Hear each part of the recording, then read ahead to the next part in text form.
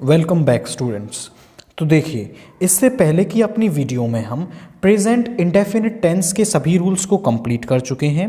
आज की अपनी इस वीडियो में हम देखेंगे प्रेजेंट कंटिन्यूअस टेंस। तो प्रेजेंट कंटिन्यूअस टेंस की पहचान क्या होती है? यदि वाक्य के अंत में रहा है, रही है, रहे हैं शब्द आए तो वो सेंटेंस प्रेजेंट कंटिन्यूअस टेंस का होता था। यहाँ पर इसकी हेल्पिंग वर्ब क्या होती है? इसकी हेल्पिंग वर्ब होती है आपकी इज, एम, आर, और इसकी मेन वर्ब होती है वर्ब की first form plus ING. Singular subjects के साथ, singular subject he, she, it, name के साथ हम इज प्लस वर्ब की फर्स्ट फॉर्म प्लस आईएनजी का यूज करते हैं। आई के साथ एम प्लस वर्ब की फर्स्ट फॉर्म प्लस आईएनजी का यूज करते हैं। और सभी प्लूरल सब्जेक्ट, और आई नहीं आएगा इसमें, यू, वी, दे, इनके साथ आर प्लस वर्ब की फर्स्ट फॉर्म प्लस आईएनजी का यूज करते हैं। तो अब देखते हैं हम अपने रूल्स जिसके अकॉर्डिंग हम वर्ब्स को भरेंगे। सबसे पहला रूल क्या है प्रेजेंट कंटिन्यूअस टेंस का?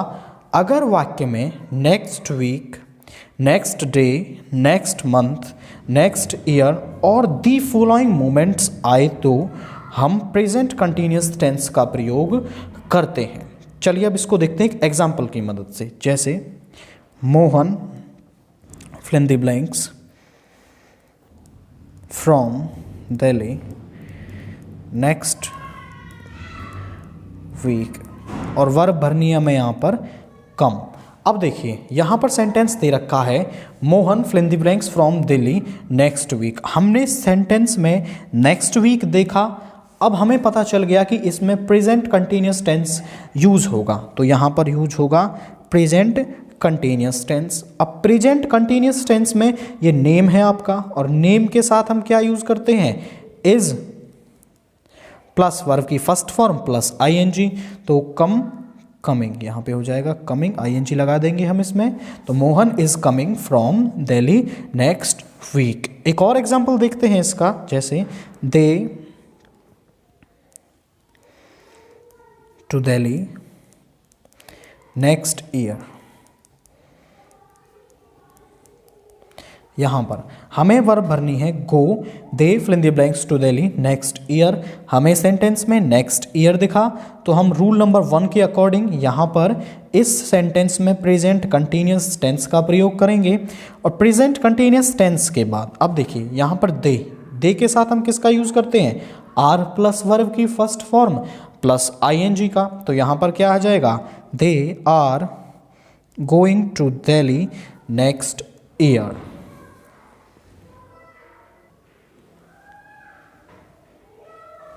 तो अब देखिए रूल नंबर 2, अगर वाक्य में दो काम एक साथ हो रहे हों तो हम प्रेजेंट कंटिन्यूअस टेंस का प्रयोग करते हैं। मीन्स यहाँ पर दो काम एक साथ हो रहे हों, भाई ये भी काम एक साथ हो रहा है और ये भी एक साथ, तो ऐसे दोनों कामों में हम प्रेजेंट कंटिन्यूअस टेंस का प्रयोग करते हैं। जैसे इसका एक एग्जाम्पल देख लेते हैं यहाँ पर, Ram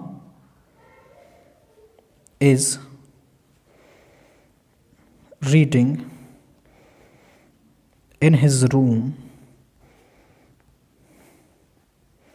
while his brother in the ground। और वर्ब भरनी है आपको यहाँ पर प्ले। देखो ये दोनों काम एक साथ हो रहे हैं। राम अपने कमरे में पढ़ रहा है, Ram is reading in his room while his brother. अब यहाँ पर है प्ले भरनी है वर्ब, तो ब्रदर आपका सिंगुलर सब्जेक्ट है, तो यहाँ पर आ जाएगा is playing in the ground. यहाँ पर आ जाएगा is playing in the ground. तो जब भी ऐसा केस आएगा आपके पास कि जहाँ पर दो काम एक साथ हो रहे होंगे तो हम उनमें प्रेजेंट कंटिन्यूअस टेंस का प्रयोग करेंगे। अब देखते हैं इसका नेक्स्ट रूल, रूल नंबर 3 क्या कहता है? अगर वाक्य में स्टिल शब्द आए तो हम प्रेजेंट कंटिन्यूअस टेंस का प्रयोग करते हैं। मीन्स अगर वाक्य में हमें कहीं भी स्टिल शब्द दिख गया तो हम उसमें प्रेजेंट कंटिन्यूअस टेंस का प्रयोग करेंगे। जैसे एक एग्जाम्पल है इसका, ही स्टिल ए लेटर, और वर्ब भरनी है आपको यहाँ पर राइट। अब इस सेंटेंस में हमें स्टिल दिख गया। अब यहाँ पर स्टिल देखते ही हमें पता चल जाएगा, वही हम इसमें प्रेजेंट कंटिन्यूस टेंस का प्रयोग करेंगे। भाई इस सेंटेंस के अंदर प्रेजेंट कंटिन्यूस टेंस का प्रयोग होना है। बस एक चीज़ का ध्यान रखना है कि स्टिल जो है वो आपकी हेल्पिंग वर्ब और मेन वर्ब के बीच में आता है। इसको बीच में रखते हैं हम और इस तरीके से इसको फिल किया जाएगा। अब जहाँ पर यहाँ पे आ जाएगा ही के साथ हम इज का यूज़ करते हैं, is still writing a letter. तो जब भी वाक्य में स्टिल आएगा तो हम प्रेजेंट कंटिन्यूअस टेंस का प्रयोग करेंगे।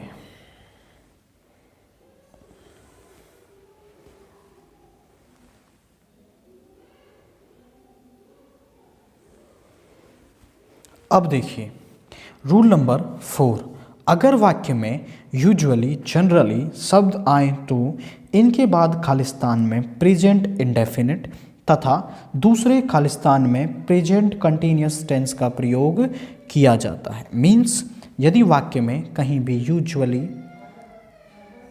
जनरली शब्द आ गए तो उनके बाद जो खालिस्तान होगा उसमें हम प्रेजेंट इंडेफिनिट तथा उसके बाद जो दूसरा खालिस्तान होगा उसमें हम प्रेजेंट कंटिन्यूअस टेंस का प्रयोग करेंगे। जैसे यहाँ पर हम एक एग्जाम्पल ले लेते हैं इसका, ही, और वर्ब भरनी है आपको यहाँ पर वियर,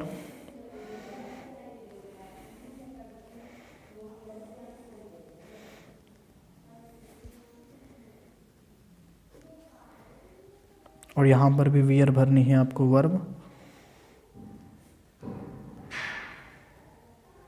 अब देखिए ही यूजुअली, अब यूजुअली आ गया यहाँ पर, तो जो पहला खालिस्तान है उसमें हम प्रेजेंट इंडेफिनिट टेंस का प्रयोग करेंगे। तो ये प्रेजेंट इंडेफिनिट का टेंस का प्रयोग यहाँ पर होगा। ये सिंपल सेंटेंस है तो ही के साथ वर्ब की फर्स्ट फॉर्म प्लस एस या ई एस का प्रयोग होगा। तो वियर के साथ हम एस लगा देंगे तो यहाँ पर आएगा he usually wears blue shirt but. अब दूसरा जो खालिस्तान है इसमें हम यूज़ करेंगे प्रेजेंट कंटिन्यूअस और ही के साथ यूज़ होगा इज प्लस वर्ब की फर्स्ट फॉर्म प्लस आईएनजी का। तो यहाँ पर आ जाएगा ही इज वियरिंग।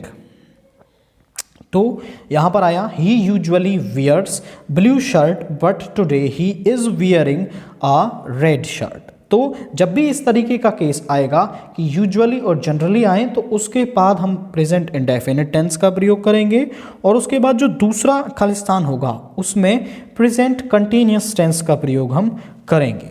अब इसके बाद हम देखते हैं प्रेजेंट परफेक्ट टेंस।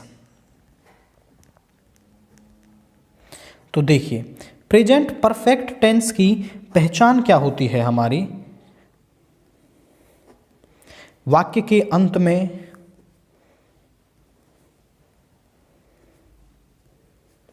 चुका है, चुकी है, चुके हैं आए, तो वो सेंटेंस प्रेजेंट परफेक्ट टेंस का होता था। इसकी हेल्पिंग वर्ब होती है आपकी हैज़ और हैव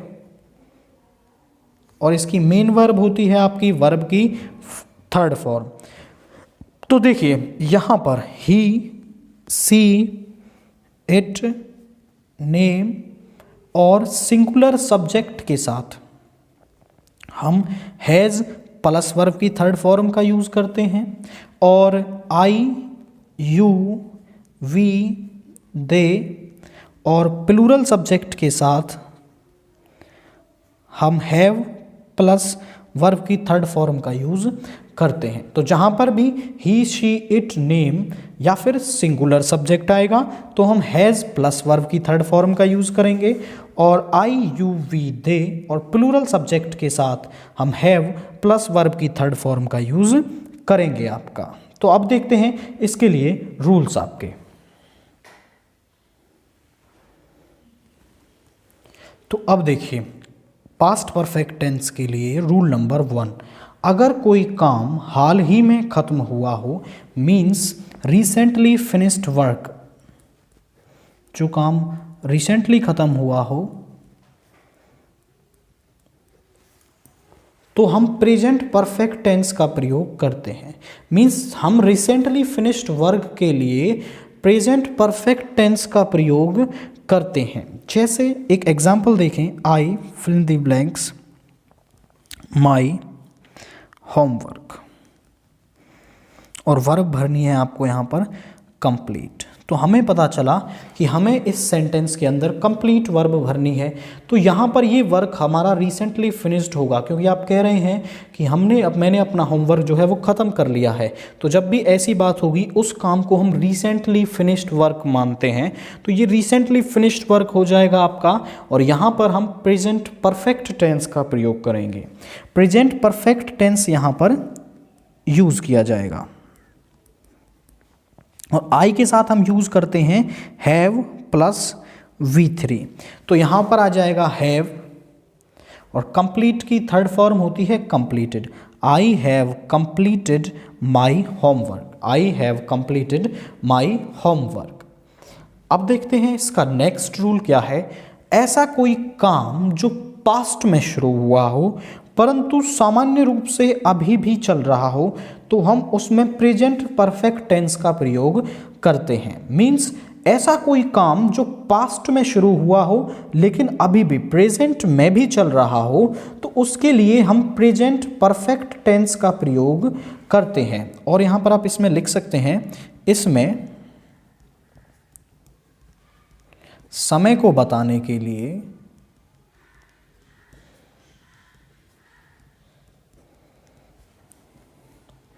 सिंस और फॉर दिए होते हैं।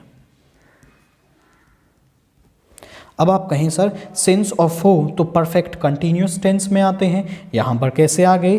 तो बेटा ये रूल जो है आपका सिमिलर प्रेजेंट परफेक्ट कंटिन्यूस के अंदर भी होता है और प्रेजेंट परफेक्ट टेंस के अंदर भी होता है। आप इसमें या तो प्रेजेंट परफेक्ट यूज़ कर लें या फिर प्रेजेंट परफेक्ट कंटिन्यूस, दोनों ही आपके इसमें सही होते हैं। लेकिन यदि आपके पास इस तरीके का एग्जाम्पल आ जाए, आई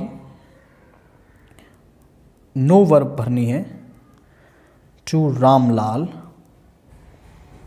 सिंस 1985। अब देखिए ये काम कब शुरू हुआ? 1985 में, लेकिन अभी तक चल रहा है कि वो भाई रामलाल को 1985 से जानता है और अभी तक जान रहा है। अब ऐसा तो हो नहीं सकता कंटिन्यूटी में कि ये काम 1985 से चल रहा है और अभी भी चलता रहेगा आगे। तो यहाँ पर इसमें हम प्रेजेंट परफेक्ट टेंस का प्रयोग करेंगे। आई के साथ हैव प्लस V3 का यूज़ होता है, तो यहाँ पे आएगा I have known to Ramlal since 1985। ऐसा नहीं I have been knowing to Ramlal since 1985, आप उसको 1985 से जान रहे हैं और अभी तक जान नहीं पाए, तो ऐसा नहीं है। यहाँ पर जो जानने की प्रोसेस है वो ज़्यादा से ज़्यादा 2 मिनट में ख़त्म हो जाएगी, तो आप उसको 1985 से जानते हैं। तो इस तरीके का जब भी सेंटेंस आएगा तो हम उसमें प्रेजेंट परफेक्ट टेंस यूज़ करेंगे, और यदि इसके अलावा कोई ऐसा केस बनता है तो आप उसमें प्रेजेंट परफेक्ट और प्रेजेंट परफेक्ट कंटिन्यूअस दोनों का ही यूज कर सकते हैं।